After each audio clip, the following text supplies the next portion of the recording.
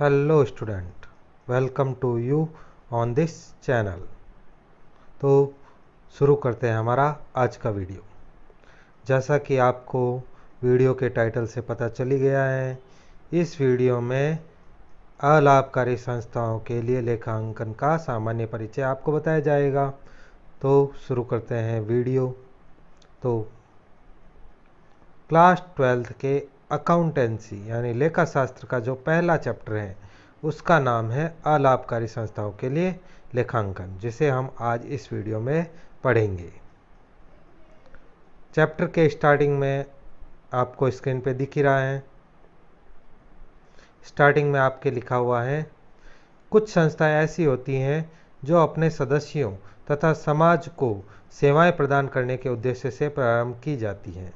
तो जैसा कि आपको पता है, आपके समाज में, आपके गांव में, शहर में, आपके आसपास बहुत सारी ऐसी संस्थाएं हैं जो सिर्फ प्रॉफिट कमाने के लिए काम नहीं करती हैं। जैसे अगर मैं बात करूं एक स्कूल की, तो वो प्रॉफिट कमाने के लिए वर्क न करते हुए लोगों को शिक्षा दिलाने के उद्देश्य से कार्य करती है। उसी तरह से अगर मैं बात करूं एक अस्पताल की, तो उसका मुख्य उद्देश्य लाभ कमाना नहीं होकर समाज के लोगों में जो मरीज हैं उनका इलाज करना होता है। तो ऐसी संस्थाओं को हम अलाभकारी संस्थाएं कहते हैं।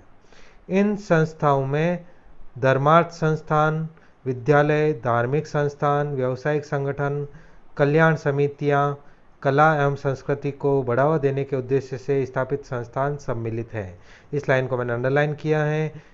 तो ये कुछ ऐसे अलाभकारी संस्थाएं हैं जो हमारे समाज में मौजूद हैं, जिनके उदाहरण हैं धर्मार्थ संस्थान, धर्म के लिए काम करने वाले संस्थान, जैसे मंदिर बनाने के लिए बनाया गया संस्थान, या मंदिर बनाने के लिए बनाई गई कमेटी, या गौशाला को चलाने के लिए बनाई गई कमेटी, ये अलाभकारी संस्था होगी। दूसरा इसका उदाहरण इन्होंने दिया है विद्यालय, जो लोगों को यानी समाज में शिक्षा प्रदान करने के उद्देश्य से कार्य करते हैं। तीसरा इन्होंने बताया है धार्मिक संस्थान, जो धार्मिक कार्यों के लिए बनाए जाते हैं। व्यापारिक संगठन, जो व्यापारिक इकाइयों या व्यापारिक प्रतिष्ठानों का एक सम्मिलित संगठन होता है, जिसका उद्देश्य व्यापार का सामान्य संचालन करने के लिए नियम बनाना होता है। कल्याणकारी समितियां, जो कल्याण के कार्यों के लिए कार्य करती हैं। कला एवं संस्कृति को या खेल को बढ़ावा देने के लिए स्थापित संस्थान, जैसे डांस को प्रमोट करने के लिए बनाई गई डांस एकेडमी, या संस्कृति को बढ़ावा देने के लिए बनाया गया कोई क्लब या कोई संस्थान या कोई कमेटी। इसी तरह से खेलों को बढ़ावा देने के लिए बनाया गया खेल क्लब। ये सारे अलाभकारी संस्थाओं के उदाहरण हैं। आगे जो मैंने हाईलाइट किया है उसमें लिखा है, इन संस्थाओं का मुख्य उद्देश्य समाज सेवा होता है, न कि व्यापारिक संस्थानों की तरह लाभ कमाना। तो पढ़ते ही आपको पता चल गया है, इनका उद्देश्य लाभ कमाना नहीं होता है, बल्कि समाज की सेवा करना होता है।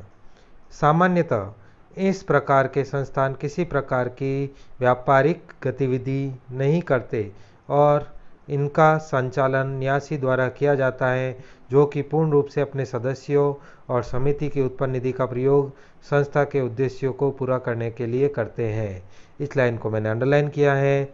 इसके अंदर इन्होंने लिखा है कि जो ये गैर लाभकारी या अलाभकारी संस्थान होते हैं, ये किसी भी प्रकार की व्यापारिक गतिविधि को नहीं करते हैं, यानी किसी भी प्रकार का लाभ कमाने की का काम ये नहीं करते हैं।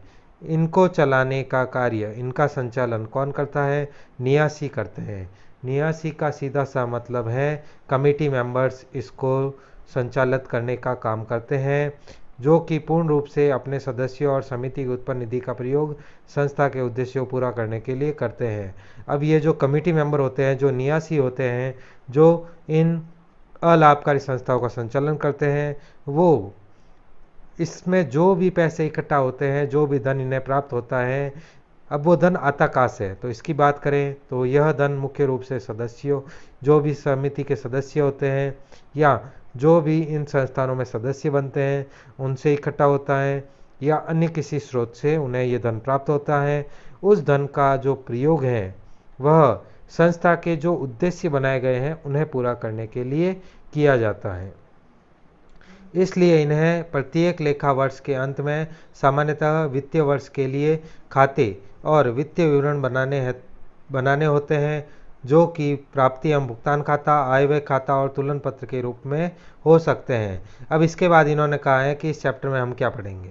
तो इस चैप्टर में जो भी हमारा इंपॉर्टेंट टॉपिक है या इस अलाभकारी संस्थान का जो प्रमुख टॉपिक है वो मैंने अभी हाईलाइट किया है, जिसमें इन्होंने बताया है कि प्रत्येक लेखा वर्ष के अंत में, यानी जब भी साल खत्म होता है, खाते या वित्तीय विवरण उन्हें बनाने होते हैं। उन्हें कुछ स्पेशल स्टेटमेंट बनाने होते हैं, कुछ विवरण यानी खाते बनाने होते हैं। अब ये खाते मुख्यतः 3 होते हैं, जिसमें से पहला है प्राप्ति एवं भुगतान खाता, दूसरा है आय व्यय खाता और तीसरा होता है तुलन पत्र, जिसे हम चिट्ठा या बैलेंस शीट भी कह सकते हैं। अब आगे बात करते हैं इससे आगे। यह एक कानूनी आवश्यकता भी है और उसके लाभ या आय और व्यय खाते जो कि व्यापारिक संस्थान द्वारा बनाए गए खातों से अलग प्रकृति के होते हैं को बनाने में सहायक होते हैं। तो अब इन्हें ये वित्तीय विवरण क्यों बनाने होते हैं? तो ये वित्तीय विवरण यानी चाहे मैं प्राप्ति भुगतान खाते की बात करूं, आय व्यय खाते की बात करूं या तुलन पत्र की बात करूं, तो इन्हें बनाना एक तो कानूनी रूप से अनिवार्य है। प्रत्येक संस्था को अनिवार्यतः इन्हें बनाकर रजिस्ट्रार जो समिति का होता है उसके पास इन्हें भेजना होता है, वहाँ इन्हें सबमिट करवाना होता है। तो इसलिए कानूनी आवश्यकता के रूप में भी इन्हें बनाना आवश्यक है। और दूसरा, इन्हें बनाने से आय व्यय की जानकारी प्राप्त हो जाती है तथा जो समिति है, जो अलाभकारी संस्थान है, उसकी वास्तविक स्थिति भी हमें पता चल जाती है। इसलिए एक तो कानूनी आवश्यकता पूरा करने के लिए इन्हें बनाना आवश्यक है और दूसरा कंपनी यानी जो भी ये संस्थान है इसकी वास्तविक स्थिति का पता लगाने के लिए इन्हें बनाना आवश्यक होता है। अब आगे हम बात करेंगे हमारे इस चैप्टर के पहले टॉपिक के बारे में, जिसका नाम है अलाभकारी संस्थानों का अर्थ एवं विशेषताएं। जैसा कि मैंने ऊपर वाले पैराग्राफ में आपको समझा दिया है, अलाभकारी संस्थान ऐसे संस्थान होते हैं जिनका प्रयोग सामाजिक कल्याण के लिए होता है तथा जिनका निर्माण सामाजिक संस्थानों जिनका उद्देश्य लाभ से प्रेरित नहीं होता है के लिए किया जाता है।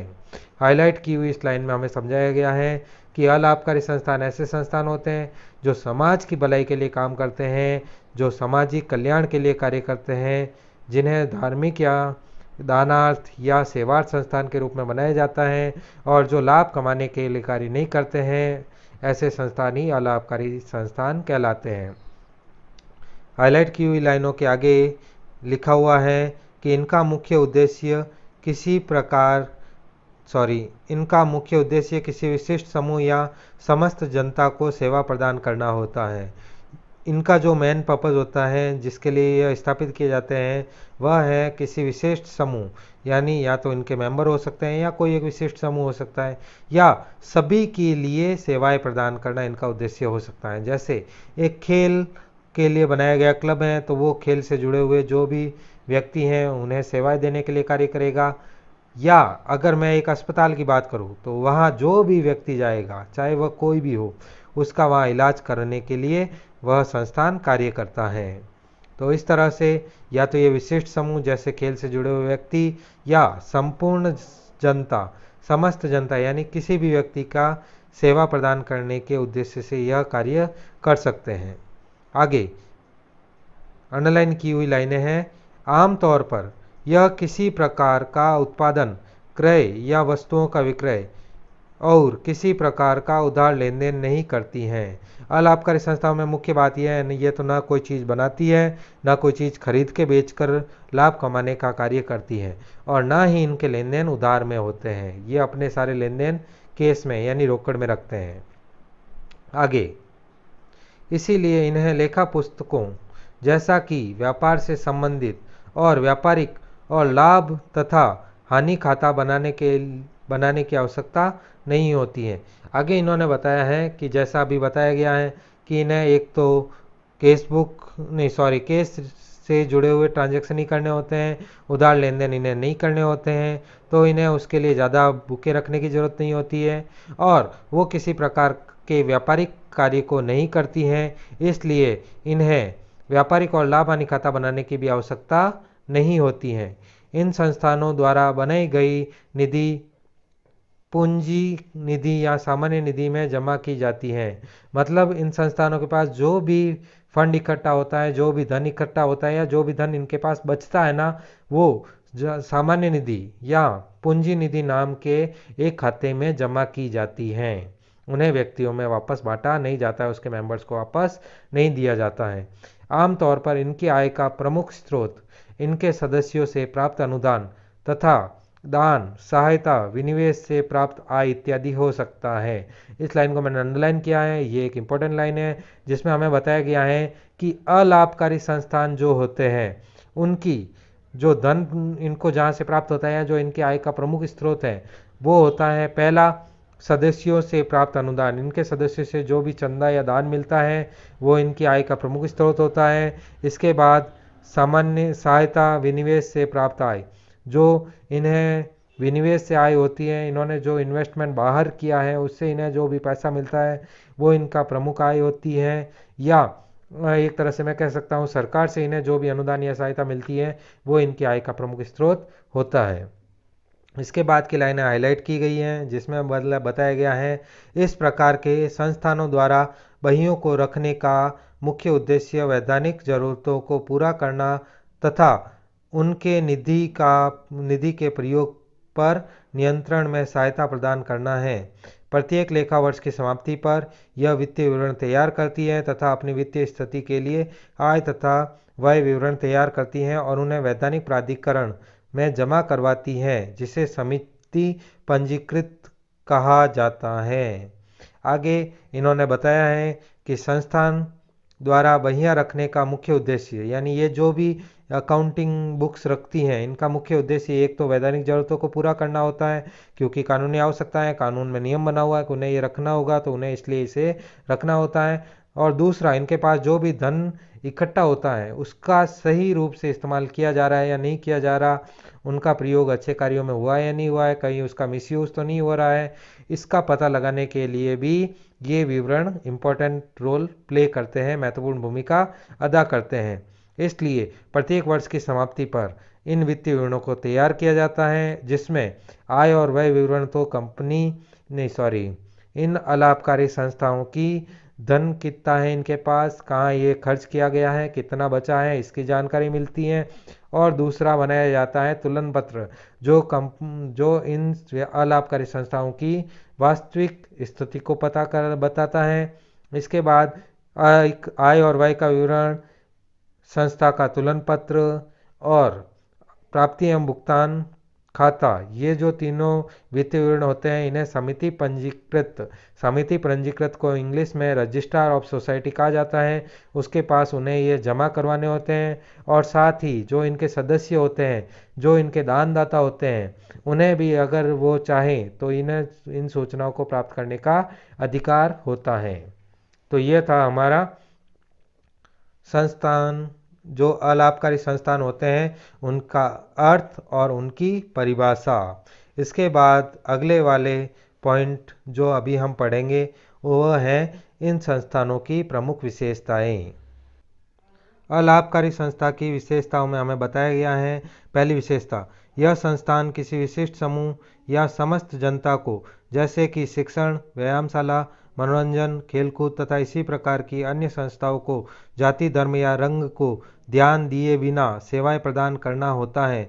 इनका मुख्य उद्देश्य सेवाओं को लागत के बिना या नाम मात्र की लागत पर उपलब्ध कराना होता है, न कि लाभ कमाना। तो यहाँ जैसा कि मैंने आपको बता दिया था, गैर लाभकारी संस्थान या अलाभकारी संस्थान जो होते हैं वो विशिष्ट समूह या सामान्य जनता को सेवा प्रदान करने के उद्देश्य से बनाए जाते हैं। इनका उद्देश्य उन्हें शिक्षण, मनोरंजन, खेलकूद या अन्य किसी प्रकार की सेवा बिना जाति, धर्म और रंग का भेदभाव किए प्रदान करने का होता है। इनका उद्देश्य कभी भी लाभ कमाना नहीं होता है और ये जो सेवाएं प्रदान करते हैं उसके लिए वो या तो नाम मात्र की लागत लेते हैं या बिना लागत के यह सेवाएं प्रदान करने का कार्य करते हैं। इसके बाद बात करते हैं दूसरे पॉइंट की। तो पॉइंट नंबर 2 में हमें बताया गया है, इनका निर्माण धर्मार्थ प्रन्यास समाज की तरह होता है और इनमें अनुदान करने वाले इनके सदस्य कहलाते हैं। तो ये जो अलाभकारी संस्थान होते हैं यह धर्मार्थ संस्थान या दानार्थ संस्थान के रूप में जाने जाते हैं, और इनके पास जो धन इकट्ठा होता है वो मुख्यतः इनके सदस्यों से के द्वारा ही इकट्ठा किया जाता है। विशेषता में तीसरा पॉइंट हमें बताया गया है, इनके कार्यों का प्रबंध सामान्यतः प्रबंधक, शासन समिति जिसे हम कमेटी कहते हैं, तथा चुने हुए सदस्यों द्वारा किया जाता है। तो आगे बात करते हैं इन्हें चलाया कैसे जाता है। तो इन्हें चलाने के लिए एक कमेटी बनाई जाती है, और वह कमेटी संस्थान के सदस्यों द्वारा इलेक्शन करके, चुनाव करके चुनी जाती हैं, और उसके बाद जो कमेटी बनती है वही इस संस्थान के सभी कार्यों का संचालन करती हैं।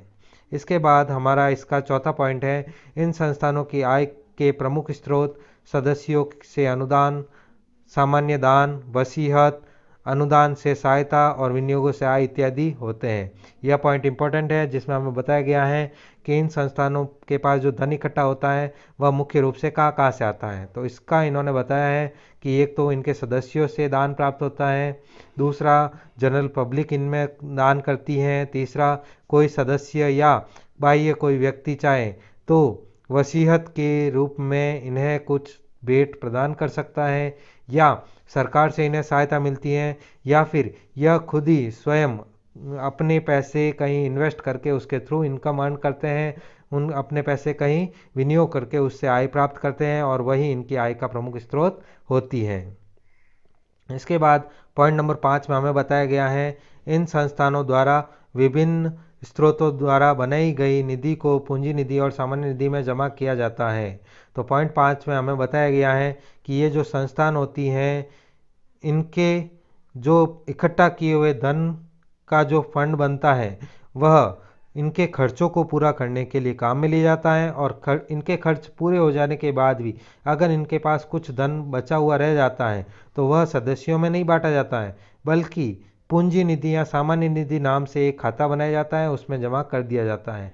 इस पूंजी निधि और सामान्य निधि में इनके द्वारा जो बचा हुआ पैसा होता है, बचा हुआ धन होता है, उसे जमा किया जाता है। आगे पॉइंट नंबर 6, व्यय पर आय का आधिक्य अधिशेष के रूप में इनके सदस्यों के मध्य वितरित नहीं किया जाता है, इसे पूंजी निधि में जोड़ेंगे। तो अगले नहीं पॉइंट नंबर 5 को यहाँ विस्तार से बताया गया है कि जो यह अलाभकारी संस्थान होती है इनकी जो आय होती है उसमें से पहले इनके व्ययों को भुगतान किया जाता है, इनके व्ययों को चुकाया जाता है, और उसके बाद अगर कुछ बच जाता है तो उस बचे हुए आधिक्य को पूंजी निधि में जमा कर दिया जाता है।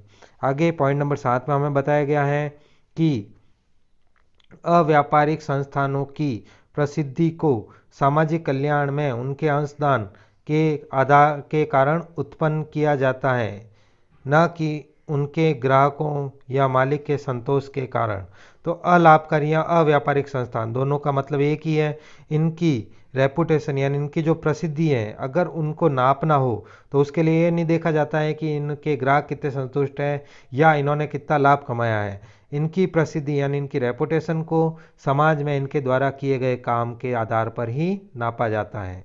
आगे पॉइंट नंबर 8 जो इसकी विशेषता का लास्ट पॉइंट है उसमें ये बता रहे हैं कि इन संस्थानों द्वारा उपलब्ध लेखों की सूचना से आशय इनकी वर्तमान और मजबूत अंशदान से वैधानिक आवश्यकताओं को पूरा करने से है, यानी कि इनके जो अकाउंटिंग रिकॉर्ड्स रखे जाते हैं, इनकी जो लेखा पुस्तकें रखी जाती हैं वो इस उद्देश्य से रखी जाती है। उनका रखने का जो मेन पर्पस होता है, मेन जो इनका ऑब्जेक्टिव या एक तरह से टारगेट कह सकता हूँ किस लिए रखे जाते हैं, तो इनका मुख्य उद्देश्य जो होता है वो वैधानिक आवश्यकताओं को पूरा करना होता है, और अंशदान से जो धन इकट्ठा हुआ है वह एक मजबूत रणनीति के आधार पर व्ययों को खर्च करने के लिए प्रयुक्त किया जाए, इसके लिए यह लेखा पुस्तकें रखी जाती हैं। तो इस तरह से इस वीडियो में अभी हमने समझा कि अलाभकारी संस्थाएं क्या होती हैं, अलाभकारी संस्थाओं का अर्थ क्या है, यह किस प्रकार कार्य करती हैं, इनकी विशेषताएं क्या हैं, और इसके बाद इनकी प्रमुख विशेषताएं और इनकी परिभाषा के बारे में हमने इस पॉइंट में इस वीडियो में पढ़ा है। इसके आगे की थ्योरी जो है वो अगले वीडियो में आपको बताई जाएगी, उसका लिंक आपको इसके वीडियो में जो डिस्क्रिप्शन है उसमें दे दिया जाएगा, वहाँ से आप जाके अगला वीडियो हमारा देख सकते हैं। Thank you for watching this video. Bye bye.